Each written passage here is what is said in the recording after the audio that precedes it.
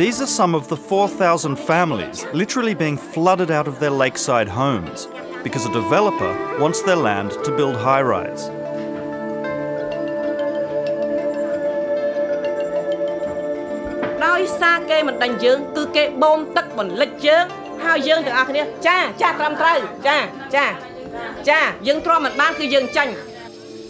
Over 1,000 families have already left. If not flooded out, then because of the threats and intimidation. But a recent change in mood amongst the residents has taken observers by surprise.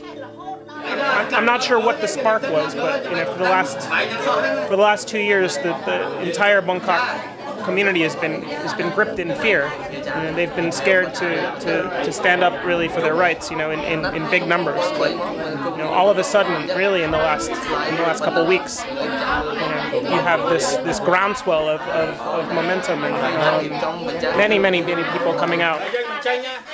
They're asking the company to grant them a part of the 133-hectare site to build new houses.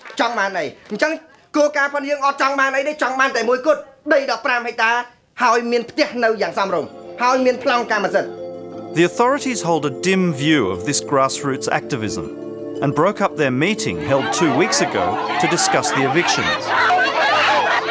The residents took to the streets in spontaneous protest.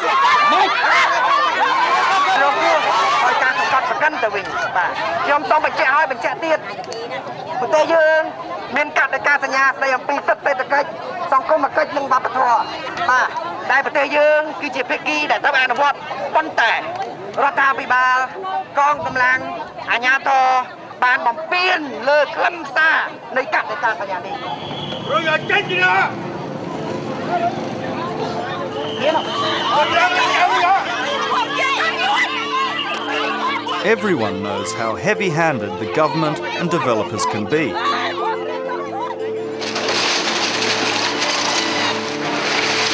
In this eviction last year, before negotiations for compensation were even finished, they sent in the thugs.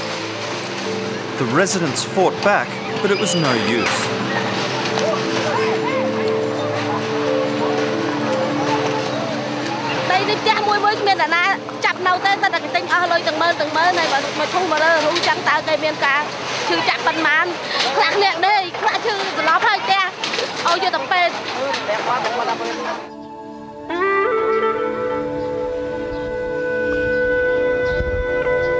Over 200 families ended up being dumped on this patch of barren land.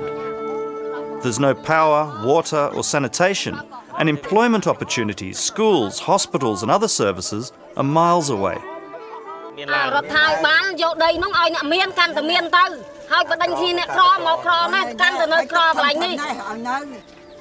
Their new homes, if you can call them that, are set in a depression, and the whole area floods to knee height when it rains. Land rights activist David Pred, who urged them to fight the eviction, is outraged.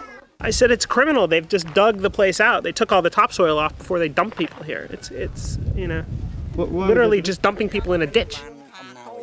They're now making their own documents, hoping that might give them some claim to title of this piece of degraded land. These are people that have been evicted twice, in 1 year, and they have no security that they won't be evicted again. Why would they be evicted again from here? There's nothing... Well, you never know. I mean, it seems like all the land is up for grabs in Cambodia today. The developer, 7NG, has left a trail of destruction in its wake, and perversely, it has an incentive to continue evicting people. 7NG is also building this sprawling satellite town, which needs to be filled with people. But those who've taken a house here as compensation for eviction soon regretted the decision. This man slept only one night here before moving back to Phnom Penh with relatives. There's still no running water, and the integrity of the structure is questionable.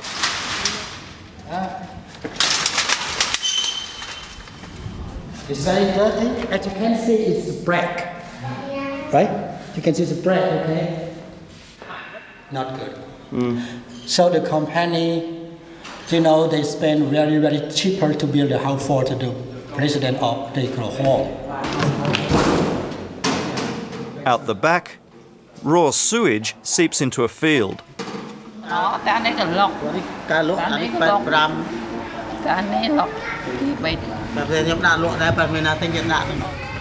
Prices are well below what 7NG told them the houses were worth.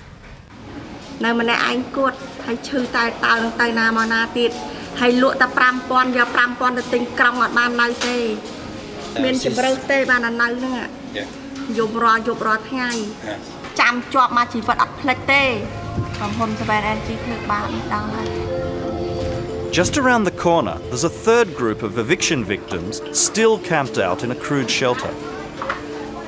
They were mostly just renting in Day Krahom, but say they were promised land for their help dividing the community.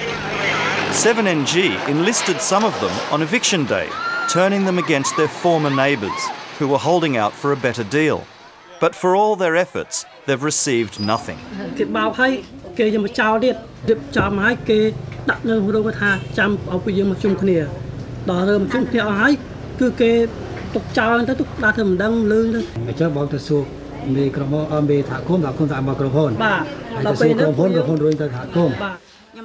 Obviously, the community leaders find it an uncomfortable subject.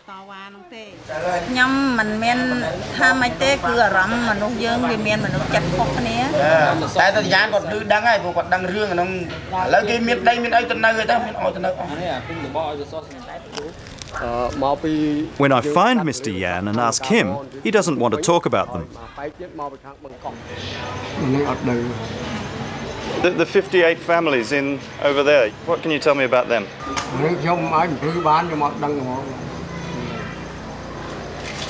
But didn't you make a deal with them?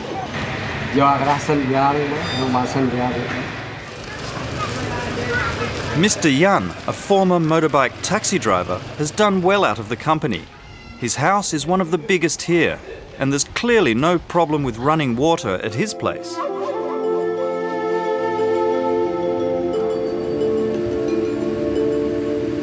The Cambodian government knows how to treat its international visitors. They're very aware that donor countries contribute billions of dollars in development aid, including $28 million for a land titling project run by Finland, Canada and Germany.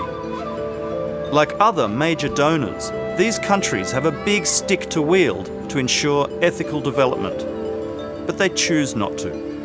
Well, they should be demanding, basic environmental and social safeguards for their funding support. They should be demanding, basic human rights conditions be attached to their development assistance. You have egregious human rights violations being committed against the people here in Bangkok and people around this country. Some of these donors seem to think that titling is this narrow technical activity that doesn't have anything to do with politics, that doesn't have anything to do with human rights. And it couldn't be farther from the truth. At 7NG's satellite town, a row of houses is reserved for the remaining Lakeside residents. But, having seen what's in store for them, they've committed to stay and fight for their rights.